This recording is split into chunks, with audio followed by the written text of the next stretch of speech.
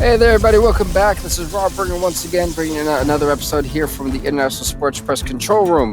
Today's topic, FIFA. Specifically, the FA Cup, the Copa del Rey, and the topic about Jurgen Klopp comes up. So, with that, let's dive right into it. The English FA Cup.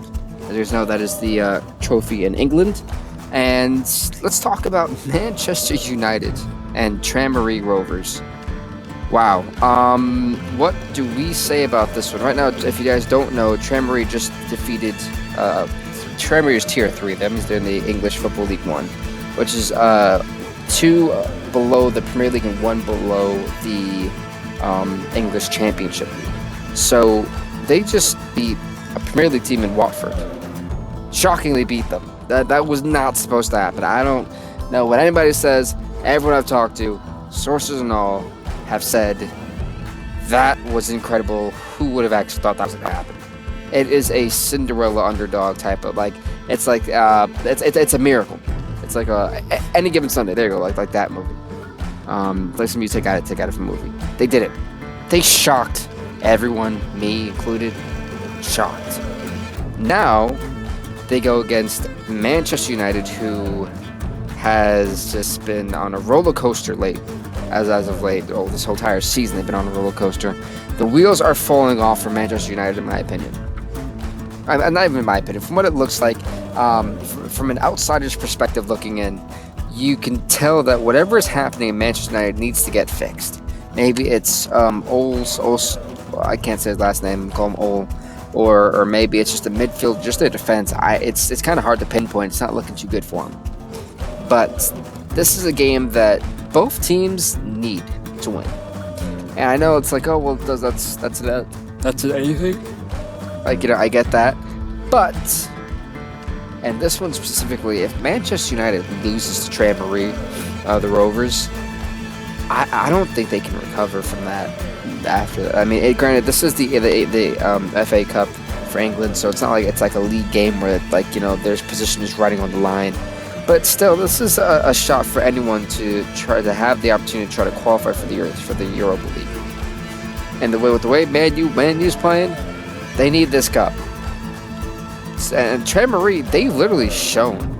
If Tranmere loses, they can literally take this loss and be like, hey, we tried our best. We weren't supposed to beat them anyway. If they win a second time and knock out a second Premier League team, that is when everyone needs to realize what is happening. What is happening with Manchester United? Are the wheels finally falling apart? What do we have to do to save this team from sinking? That is why this game for the FA Cup in England is so important between Man U and the Tranmere Rovers, and that right there is the key match we're going into the round. So, yeah, that's one of the key matchups to look for. And now next up, the Copa del Rey shocker, the third league underdogs. Cultural Leonesa. Now, by the way, I even had to look this up on ESPN. ESPN couldn't even get their logo. So that's when you know this team is a super underdog. This is a mega underdog. They somehow defeated Atletico Madrid 2-1 in extra time in the round of 32. This is a shock. Atletico Madrid, realistically, Atletico Madrid should have sat there and mopped the floor. And when I saw this matchup, I thought, oh, this is a 4-0 beatdown for Atletico Madrid. This is like practice. They'll be fine. They're going on to the round of 16. And then, boom, 2-1. By the way, if you're wondering who actually scored the only goal for Atletico Madrid, it was Angel Correa. He scored that in the 62nd minute. So essentially, Atletico Madrid was up after the 62nd minute, 1-0. But here's where the wheels just fell off. We get to the 80th minute, specifically the 83rd minute, where Julian Castaneda scores in the 83rd minute. Now we have a tie game. It stays a tie game till the end of the 90 minutes plus added time, of course. Then we go on to extra time. Remember, with these Copa del Reys and the FA Cups, they're a single elimination game. You don't get a second chance. Well, in the FA Cup, in the Emirates FA Cup, yeah, you get the replay if it's tie, but it's still a single elimination. So then we go on to extra time. And anyone who knows soccer knows that if it gets past extra time, you're in for the most high-pressure situation ever. You're going to be on your chair, like sitting there so glued to the TV, your whole body might shake. It's that intense. Now, luckily for Cultural Leonessa, they didn't have to go to penalties. Sergio Benito Carrera scores in the 108th minute of the game to seal the deal, to go 2-1.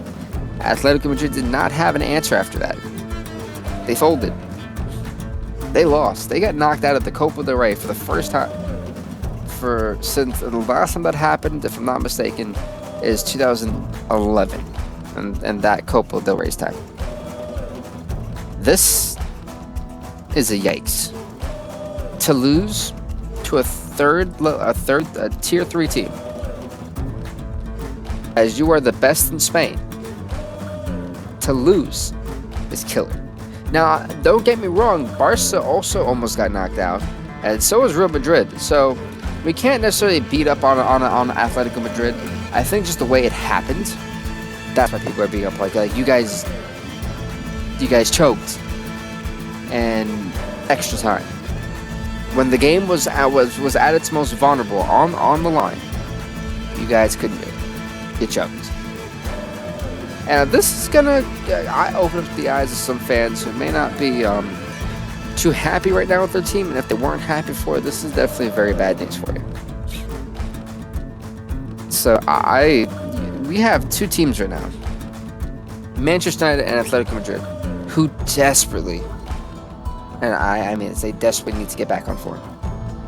Man U more than Atletico Madrid. Atletico Madrid, give them some time, they'll be back together. Man U, it seems like every time they get a new coach, they do great for like the first half or like the first season, and then after that they just kind of fall apart, which is kind of a yikes. So something's got to be done. Something needs to be fixed.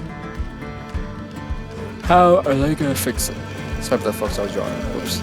So how are they gonna fix it? Well, that's a great question. Start from inside, Youth Academy, so on and so on.